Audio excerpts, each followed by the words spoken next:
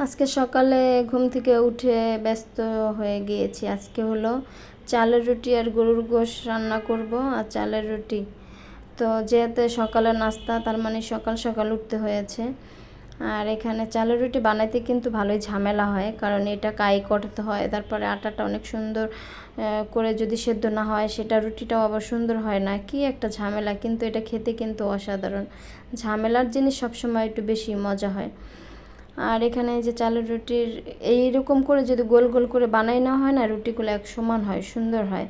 তো এটা আসলে ছোটোবেলা থেকে দেখেছি আমার আম্মাকে এরকম করে করে নিতে। তো আমিও ওইভাবেই করে বানাই সব সময়। এটা শুধু এই আটা রুটি না, সব রুটি আমি এভাবে বানাইলে আমার কাছে মনে হয় রুটিগুলো দেখতে বেশি সুন্দর হয়। আর গ্রামের বাড়িতে তো এখন মানে এবছর যেহেতু যাওয়া হয় নাই, কেয়ার করার হাজব্যান্ডকে বাচ্চাদেরকে তো আমার এই বানায় খাওয়াইতে হবে।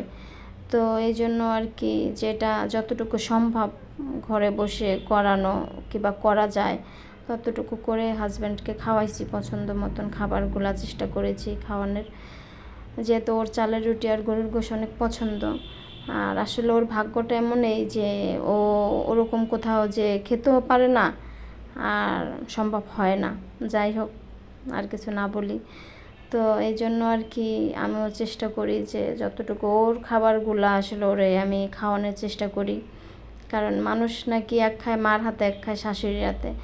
আরও এই বছর কারো হাতের, এই বছর না, কোনো বছরই কারো হাতে আসলে ওইভাবে করে খেতে পারে না, কারণ ও গ্রামে ওরকম ছুটিতে যায়ই না। আর আমাদের বাসায় গেলে দেখেছে মা যে একটা জিনিস করে খাওয়াবে, সেটাও ব্যস্ততার কারণে থাকা হয় না, চলে আসা হয় না ওইভাবে করে।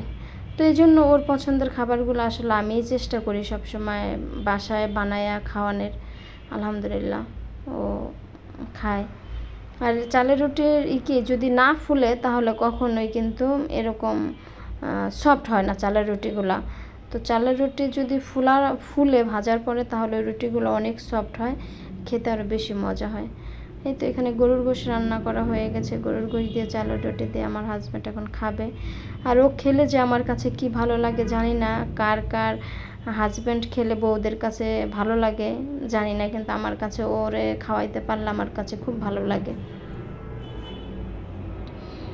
কারণ আমি এই মানুষটার এগুলা জানি যে আসলে সে মুখ ফুটে কখনো কিছু না বললেও